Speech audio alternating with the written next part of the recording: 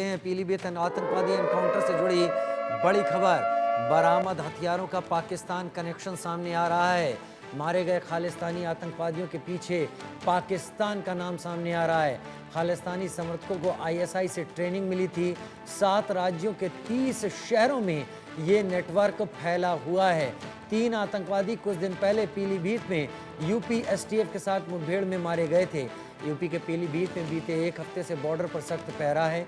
चप्पे चप्पे पर नाकाबंदी चेकिंग चल रही है।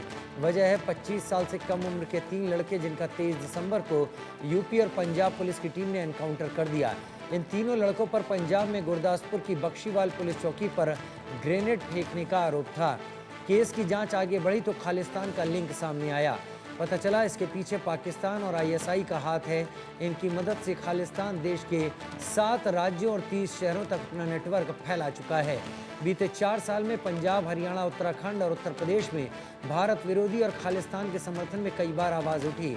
इसमें सरकारी इमारतों, स्कूलों, गुरुद्वारों के बाहर पोस्टर, बैनर और भड़काऊ नारे लगाए गए। कई जुलूस भी निकाले गए जिनमें आतंकी संगठन बब्बर खालसा और जरनैल सिंह भिंडरावाले के पोस्टर तक लहराए गए। वही जरनैल सिंह भिंडरावाला जिसके चलते ऑपरेशन ब्लू स्टार किया गया था। संजय सहाय पूर्व आईपीएस मेरे साथ इस वक्त जुड़ गए हैं। संजय जी, ये जो घटना पीलीभीत में हुई और जिसमें उत्तर प्रदेश और पंजाब पुलिस ने मिलकर इस एनकाउंटर को अंजाम दिया, ये क्या एक बड़े आइसबर्ग का छोटा सा सिरा है और क्या बड़े खतरे की घंटी है? ये जो आप बोल रहे हैं कि टिप ऑफ द आइसबर्ग, जैसा हम इंग्लिश में बोलते हैं, तो ये टिप ऑफ द आइसबर्ग है। और हमारी खुदकिस्मती है कि पंजाब और यूपी पुलिस, पंजाब के जो इंटेलिजेंस के हिसाब से इन्होंने काम करके इस एनकाउंटर को अंजाम दिया। अब जो इसमें बाहर निकल रहा है, एक पहले चीज जिससे हम शुरू करते हैं, खालिस्तान का पूरा जो षड्यंत्र है उसमें घुसने के पहले, कि ये जो 2 AK-47 और 2 ग्लॉक पिस्टल्स मिले हैं, ये दोनों को मॉडिफाई किए हुए पिस्टल्स हैं। और मॉडिफाइड किए हुए पिस्टल्स रैपिड फायरिंग के लिए इस्तेमाल किया जाता है। तो इससे आप एक अंदाजा मिल सकता है कि किस लेवल पे ये ऑपरेट कर रहा है। बाकी दूसरा क्या देखा जा रहा है कि ये जहां से भी हो, कनाडा में, मुझे जहां तक लगता है, जैसे कि रिपोर्ट्स भी काफी आ रहे हैं, ये निज्जर वाले हत्याकांड के बाद से ये कुछ ज्यादा एक्टिवेट हो गए हैं। और कुछ जो इनके मीटिंग्स वगैरह है, that has also been documented, और दैनिक भास्कर में इसके बारे में काफी डिटेल में आया है। तो इनका ये जहां से भी जो कुछ भी आए, ये सब कुछ फिर पाकिस्तान के रास्ते से यहाँ आता है। तो ये हो गया पहले। दूसरा है कि ये जो एक ऐप यूज करते हैं, जो इनका मेन कम्युनिकेशन का माध्यम है, तो वो जैंगी ऐप का उसका नाम है, और उसमें 20 सेकेंड में सब कुछ उनका डिलीट हो जाता है। तो इस तरीके के ये highest level of communication systems use कर रहे हैं, जो कि दिखे भी नहीं, और जो काम है आपका बहुत ये अच्छे ऐप तरीके किस से हो तरीके जाता का है। है? आप एक बार फिर से इस ऐप के बारे में जरा सा बताएं। ये ऐप किस तरीके का है और अगर ये ऐप इस्तेमाल कर रहे हैं तो ऐप भारत की लिमिट में, सीमा में किस तरीके से फंक्शन कर रहा है? अगर क्या ये गूगल प्ले स्टोर पर अवेलेबल है? क्या ये बैन नहीं किया गया है? ये इंडिया में शायद इसका इस्तेमाल करना अलाउड नहीं है, जहां तक मुझे पता है। मैं उसमें ज्यादा डिटेल में नहीं गया हूँ, लेकिन जो टेक्निकल है इस ऐप का, उसका नाम है जैंगी ऐप, और ये 20 सेकेंड में शायद उसमें से डिलीट हो जाता है। तो दूसरा कुछ ये भी उसमें हो सकता है कि एनक्रिप्शन तो गारंटी उसमें रहेगा ही। इवन व्हाट्सएप जैसे ऐप्स में भी एनक्रिप्शन है, तो एनक्रिप्शन उसमें रहेगा। और जैसे सिग्नल, टेलीग्राम वगैरह पहले इस्तेमाल किया गया था, एक पेरिस में एक टेररिस्ट अटैक हुआ था, मुझे लगता है आज से 10-11 साल पहले। उसमें पहली बार शायद टेलीग्राम या सिग्नल इस्तेमाल किए गए। तो उसी तरीके से एक नए अंदाज का ये ऐप है, जिसमें I think level of secrecy और कॉन्फिडेंशियलिटी एक दूसरे लेवल का है। बाकी उसके डिटेल्स तो अभी धीरे धीरे आना शुरू हुए हैं।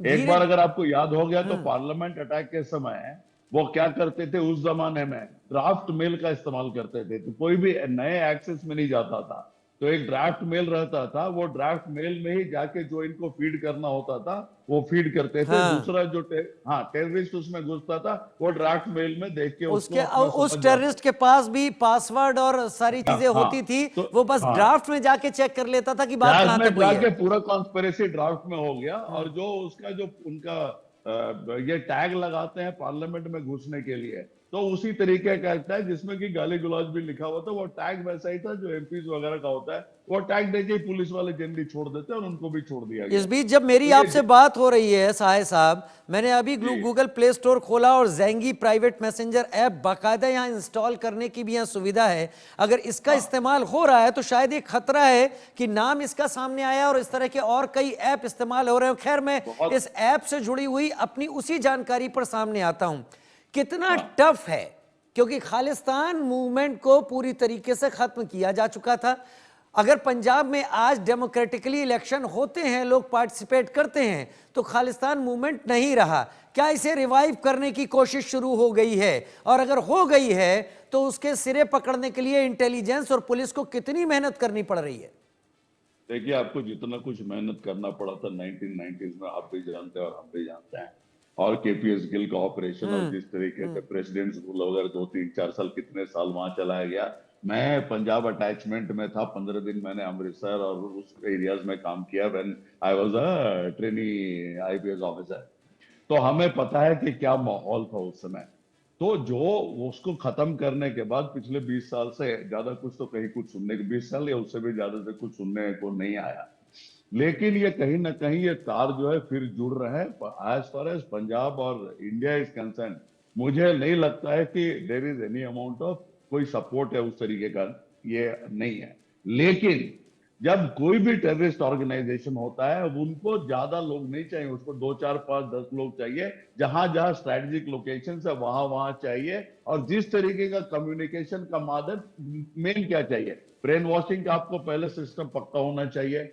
फिर असला जितने आपके हथियार हैं उनके आने का सिस्टम पक्का होना चाहिए। उसके बाद पैसे आने का हिसाब किताब सही होना चाहिए। और ये नार्को टेररिज्म, ये उड़ता पंजाब जो है, केवल उड़ता पंजाब उस तरीके से नहीं था जैसा हम देखते हैं कि इसको कुछ पैसा बनाने के इस्तेमाल में खाली लाया गया। जब उस तरीके से पैसा बनता है तो बहुत तरह के नाजायज काम होते हैं। और इस तरीके के नाजायज काम में बहुत ज्यादा पैसा बनता है, इसीलिए लोग जो है उस लेवल पे जाने को तैयार हैं। हैंडलर्स पाकिस्तान में पहले से, हैंडलर्स आज भी पाकिस्तान में है। उनको अब इस काम के लिए इस्तेमाल किया जाए या किसी दूसरे काम के लिए इस्तेमाल किया जाए। जो ट्रेनिंग एस्टेब्लिशमेंट्स है वो है, लोकेशन और ट्रैवल ट्रेनिंग एस्टेब्लिशमेंट भी पूरे, मतलब पूरे ना हो लेकिन काफी कुछ पता है। So this is where we are. तो ये जो मसला है, इसको लाइटली लेने का तो कहीं कोई, मतलब कोई चॉइस ही नहीं आपके पास। क्योंकि पिछले 8 इंसिडेंट्स हो चुके हैं शायद पंजाब में। ये बक्सी वाला अटैक बोलते हैं, this is the 8th blast, जो कि नवंबर 23 से विच हैज रॉक पंजाब। और उसमें अरेस्टेड 6 मेंबर्स 2 मॉड्यूल के हुए, बब्बर खालसा इंटरनेशनल के। तो ये है, ये तो कम से कम पिछले अगर 2 साल 1.5 साल का रख लीजिए तो उसका काफी कुछ जो है इंफॉर्मेशन पब्लिक डोमेन में भी है। और एक रिटायर्ड डीजीपी यूपी के, जो कि पीलीभीत या उस एरिया में एसपी थे उस जमाने में, उन्होंने भी काफी कुछ डिटेल में बताया कहाँ कैसे हो रहा है। एनआईए के पास भी काफी कुछ जानकारी है और उन्होंने भी काफी कुछ उसमें काम किया। दिस बेसिकली वो दैट इज देयर जॉब। तो इसको लाइटली लेने का तो कहीं कोई सिस्टम नहीं है। थिंग्स आर देयर और वाकयात वहां हो रही है। सबको अलग अलग अभी तक डील किया गया, इसलिए उसका सीरियसनेस उस लेवल तक हम नहीं सोच पाए हैं। लेकिन ये सबको मिला के in a very collaborated manner, at least Rajasthan, UP, Punjab, central agencies, they have to put their effort together.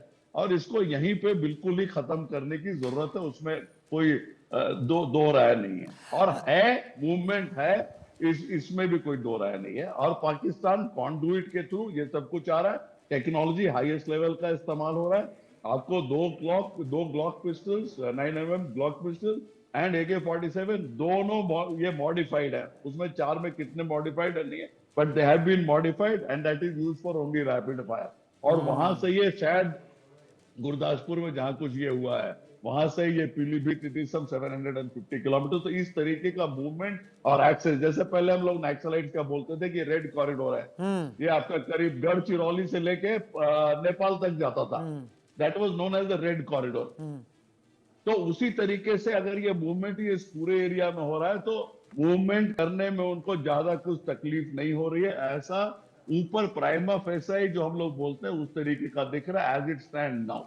लेकिन पुलिस के पास भी काफी कुछ इंफॉर्मेशन अभी है जिसपे इसको प्लग इन किया जा सकता है। और आज के तारीख में it needs a very coordinated sustained effort, जो कि इसको करीब अगले 3 महीने 6 महीने में करीब करीब वाइप आउट कर दिया जाए। एक आध छोटे मोटे तो इंसिडेंट्स ही आते रहेंगे, ये लोग संजय प्रयास जी, करते रहेंगे। संजय जी, मैं आपसे बात करते करते थोड़ी देर के लिए मैंने गूगल मैप को खोल लिया और मैंने जी दिल्ली से और चंडीगढ़ से पीलीभीत की दूरी देखनी शुरू की। जी ये करीब जी। 5.5 घंटे दिल्ली से और करीब 9 घंटे 12 मिनट चंडीगढ़ से आती है। गुरदासपुर से पीलीभीत देखिए आप। हाँ, वो फिर भी मैं वही आपसे बात कर हाँ रहा हूँ। जी मैं ये कहना जी चाहता हूँ कि ये जो पीलीभीत की जगह है, ये जी। उत्तराखंड के खटीमा और किच्छा हाँ और रुद्रपुर से ज्यादा दूर नहीं है। हाँ, ये और वो नेपाल ये बॉर्डर वो से। बेल्ट है जहां पर पंजाब से आए हुए लोग बसे हैं। बिल्कुल बिल्कुल तो बिल्कुल। क्या क्या इन्होंने इस रास्ते को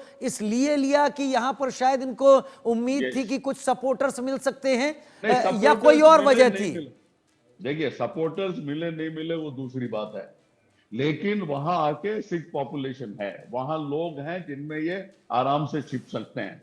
उसके बाद वहां के लोगों का सपोर्ट है नहीं है, कितना है, और इसीलिए मैं वहां भी क्वेश्चन मार्क कुछ के साथ ये बात कह रहा हूं, क्या इन्हें आप। उम्मीद थी कि यहां इन्हें ऐसे लोग मिल सकते हैं जो इनको शेल्टर दे दें? और क्योंकि एक बड़ा लंबा एरिया तय करके साहब ये लोग यहां तक आए हैं। मैं दूसरे तरफ से उसको बोलूंगा, सेम चीज को मैं दूसरे अंदाज में बोलूंगा कि इनको ये लगता है कि हम यहाँ प्रयास करके कुछ छिपने का या कुछ स्लीपर सेल टाइप का हम कुछ क्रिएट कर सकते हैं, या हमें किसी तरीके से कुछ सहायता मिल सकती है, ये मैं इस अंदाज में बोलूंगा।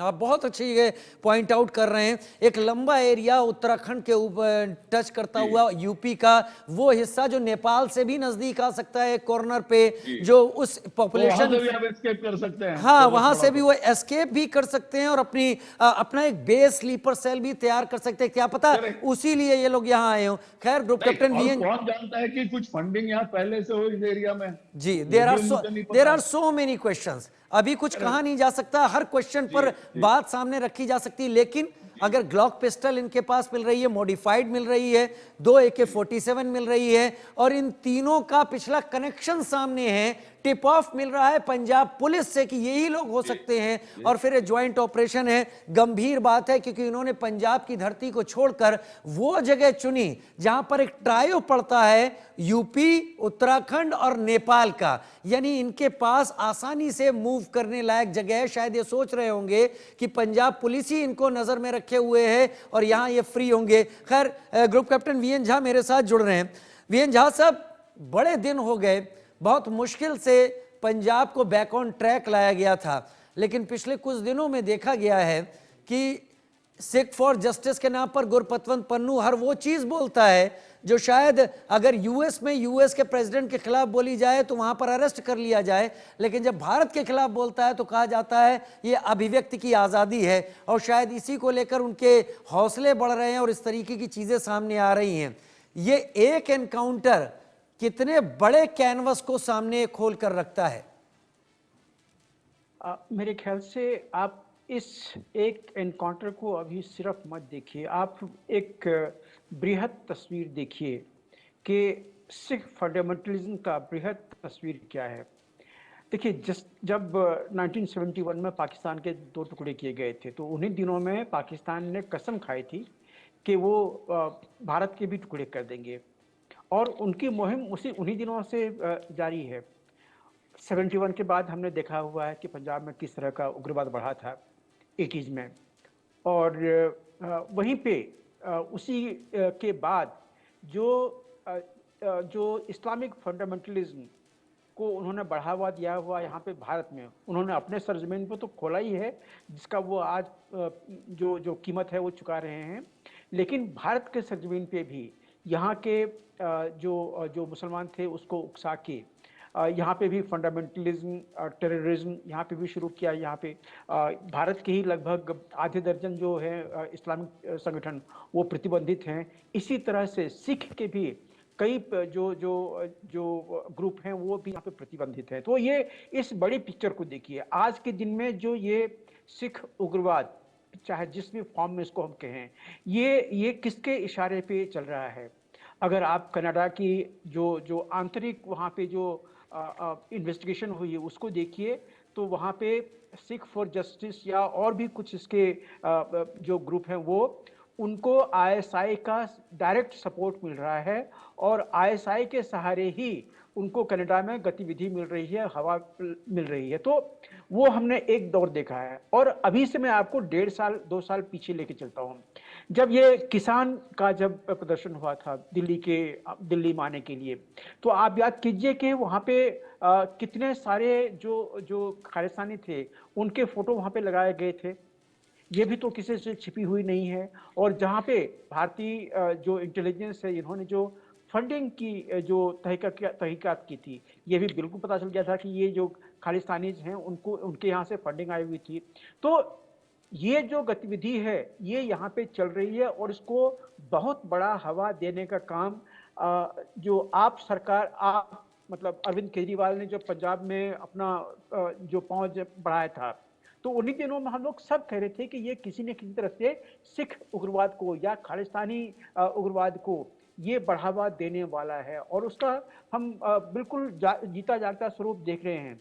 इसके पहले भी एक लड़का जो कि जो गल्फ से आया था वहाँ पे एक गुरु बन बैठा और उसने क्या क्या किया वो हम देख ही रहे हैं, जो आज जो उत्तर पूर्व में किसी जेल में वो बंद है। तो ये सब चीज़ों को आप बृहद पिक्चर देखिए। अब सिर्फ ये जो एनकाउंटर है इसको मत देखिए। अब जो वो लड़का जो कि जिसको कि पकड़ के अब नॉर्थ ईस्ट की जेल में डाला गया है, वो कहाँ कहाँ रहा है उसको देखिए।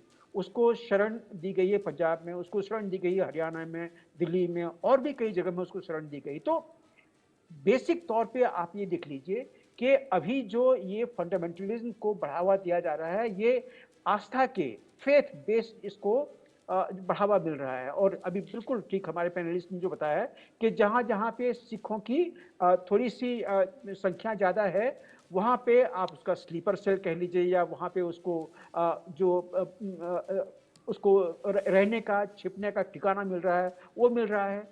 AK-47 आज के दिन में सबों के पास नहीं है। ये मोस्टली जो जो यूएस बेस या बाकी जगहों से जो पाकिस्तान को मिला है, वो AK-47 यहाँ के जिहादियों को भेजा रहा है, यहाँ के और भी कुछ लोगों को भेजा रहा है और चीन के मार्फत जो नक्सली जो यहाँ पे हैं उनको भी मिल रहा है। तो AK-47 का मिलना आपको ये दिखाता है इसमें कहीं ना कहीं पाकिस्तान का हाथ हो सकता है, उसके ISI का हो सकता है, या एक साठ-गांठ हो सकती है कि जो भारत में जितने जिहादी तंत्र पाकिस्तानी इशारे पे चलते हैं उसी को चलाने वाला ये सिख उग्रवाद का भी एक तंत्र है। तो इसको आप इस तरह से देखें। तब अब ये सब चीजें देखने के बाद अब हम लोग अपने आप को ये प्रश्न पूछें कि हम आखिर जा कहाँ रहे हैं। तो यहाँ पे मुझे लगता है कि जो जो केंद्रीय सरकार है, इस मामले को उन्होंने अपने हाथ में पहले भी लिया था, लेकिन अभी जरूरत है कि इसको एकदम सख्ती से इसको हाथ में लेके जांच करे और इसको दबाए, इस तरह से दबाए कि जो निर्दोष है उसको किसी भी तरह से प्रताड़ना ना हो, लेकिन जो दोषी हैं उनको कहीं ना बख्शा जाए। तो जरूरी है हमें इसको एक बृहद तस्वीर इसकी एक बृहद तस्वीर देखने की, क्योंकि ये सिख फॉर जस्टिस कह लीजिए या और भी बहुत सारे पंथ हैं। आपने देखा अभी कनाडा में जो हिंदू मंदिर के ऊपर में जो अटैक हुआ था, कभी आपने सुना है पहले? नहीं सुना है ये, लेकिन वहां पे ऐसा हुआ, सिखों ने किया और सिखों को जो जो जो गति देने वाला था, जो उनको नंबर देने वाला था, वो कौन था? तो वही का ISI केंद्र था, जिसके लिए कि अब जो कैनेडियन गवर्नमेंट है उन्होंने अपनी आंखें मूंद रखी हैं। तो सिर्फ सिख फॉर जस्टिस नहीं, इसके और भी चीजें हैं। और देखिए, अगर हम किसी चीज से प्रताड़ित हो रहे हैं तो उसके लिए हमें खुद को एक्शन लेना पड़ेगा। हमें ये भरोसा नहीं करना चाहिए कि अमेरिका कुछ करेगा या कनाडा कुछ करेगा। देखिए, हमने ये चीजें बहुत देख ली। जब तक आपका अपना जो रीढ़ की हड्डी है वो ताकतवर नहीं होगा, आप किसी चीज पे आप खड़े नहीं हो पाइएगा। तो वहीं पे मैं कहता हूं कि जब आप जानते हैं कि यहाँ पे जिहादी गतिविधियां हैं, यहाँ पे ये जो संजय खालिस्तानी जी गतिविधियां जी हैं, तो केंद्र सरकार को इसे अपने हाथ में लेके बिल्कुल सख्ती से इसके ऊपर में सख्ती से करना कंट्रोल को। करना पड़ेगा। संजय शाह जी, ये जो इनपुट था, ये इनपुट पंजाब पुलिस की तरफ से था। पंजाब में एक खालिस्तानी मूवमेंट चला था, उसके बाद पंजाब को गिरफ्त में लेने की कोशिश की गई। केपीएस गिल, जेएफ रेबोरो, कई सारे अधिकारी थे जिन्होंने चीज़ों को कंट्रोल किया। लेकिन अगर इसको रिवाइव करने की कोशिश की जा रही है और पंजाब पुलिस के टिप ऑफ पर ये ज्वाइंट ऑपरेशन होता है, तो एक बात तो तय है कि पंजाब गवर्नमेंट भी और पुलिस भी समझती है कि इसे अब उभरने नहीं देना है। लेकिन मैं पुलिसिंग पॉइंट ऑफ व्यू से आपसे पूछना चाहता हूं, अगर कोई टेररिस्ट एक्टिविटी खुद को रिवाइव करने की कोशिश करती है, तो फिर पुलिसिंग किस तरीके से अपने को चेंज करती है, इसे कंटेन करने के लिए, कंट्रोल करने के लिए क्या स्टेप्स उठाए जाते हैं? ये नॉर्मल जो पुलिस एडमिनिस्ट्रेशन है ना, वो पीस टाइम पुलिसिंग उसको बोलते हैं। लेकिन जब टेररिस्ट ऑर्गेनाइजेशंस ऑपरेट कर रहे हैं या उभरने का कोशिश कर रहे हैं, तो it becomes more like a war situation. इसको हम अंग्रेजी में बैटल ऑफ एट्रिशन बोलते हैं। वो कंट्रोल करने की कोशिश करते हैं और हम कंट्रोल की कोशिश करते हैं। इसमें सबसे इंपॉर्टेंट चीज होता है कि जो पुलिस इंटेलिजेंस है, ये दूसरे लेवल पे ले जाना पड़ता है। आज के तारीख में ये इंटेलिजेंस एक तरीके से बहुत बहुत डिफिकल्ट हो गया है, और इसमें अगर आपका टेक्नोलॉजी पे कंप्लीट कंट्रोल नहीं है तो ये बहुत बहुत मुश्किल हो जाता है। और कई बार मैंने ये भी कहा है कि नेशनल सॉवरेनिटी और टेरिटोरियल इंटीग्रिटी वो तभी तक बरकरार रह सकता है जब तक आपको एनक्रिप्टेड कम्युनिकेशन को इंटरसेप्ट करने की आपकी ताकत है, या उस पूरे इकोसिस्टम को भेदने का आपका ताकत है। तो पहला हम उसको ये लेके चलते हैं कि इंटेलिजेंस हमारा एक दूसरे लेवल पे होना चाहिए। और उसके साथ एक और मैं I will add one more point. So वो हो गया कि इट इज नॉट कि एक पंजाब पुलिस का ही हुआ है, उसमें आपका यूपी पुलिस हो गया, राजस्थान, ये 7-8 जो स्टेट्स इसमें जिनके नाम अभी आ रहे हैं, वहां से शुरू करके फिर इंटेलिजेंस ब्यूरो, रॉ एंड पूरे को मिला के लेके चलना है। Because it is a global sort of a situation today. Punjab का उस समय आप पाकिस्तान और पंजाब हम उतने ही लेके बैठे हुए थे, लेकिन आज तो कहां कहां फैले हुए इसके तार, ये कह पाना बहुत मुश्किल है। तो पहला हो गया इंटेलिजेंस।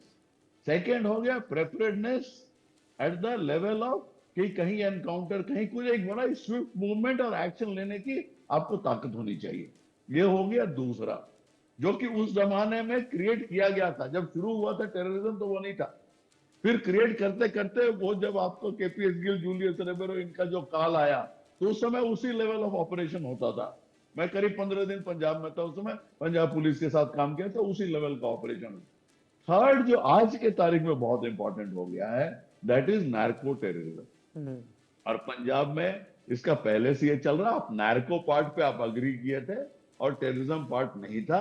अब मुझे लग रहा है ये दोनों जुड़ रहे हैं, तो नार्को का भी पैसा आ रहा है और 50 तरह की और ये चीजें आ रही। तो ब्रॉडली ये 2-3 लेवल्स पे आप शुरू कर सकते हैं। पहला इंटेलिजेंस, मतलब बेसिकली पुलिस कंप्लीटली रिफॉर्मेट हो जाएगा। तो सामने के सामने जो आपको जो पुलिस एडमिनिस्ट्रेशन, जो day to day police administration, वह वैसा ही दिखेगा, लेकिन बैक एंड में it is basically preparedness to fight a terror outfit और नंबर ऑफ टेरर आउटफिट्स। तो इस तरीके से आपको आगे जाना पड़ेगा। मेरे ख्याल से हम लोग उस दौर से बहुत आगे आ गए हैं संजय जी। तब जब फाइट हो रही थी, केपीएस गिल जब लीड कर रहे थे, तब social media, app based, software based, tech based कुछ नहीं था। ये सारी चीजें मैन्युअली ज्यादा हैंडल होती थी। आज सब टेक इन्वॉल्वमेंट हो गया है। तो क्या हमें एडवांस होने की जरूरत है? हमें हमें हमें इनसे एक हाथ आगे जाने की जरूरत है, क्योंकि ये टेररिस्ट ऑर्गेनाइजेशन तो भाई, bleed India by 1000 cuts Zulfikar Ali Bhutto ने 1979 में यूएन में कहा था। उसके बाद आज तक का दौर आप देखिए, काफी चेंजेस आए हैं। तो क्या ये चेंजेस कर रहे हैं हम, या अभी करने की जरूरत है?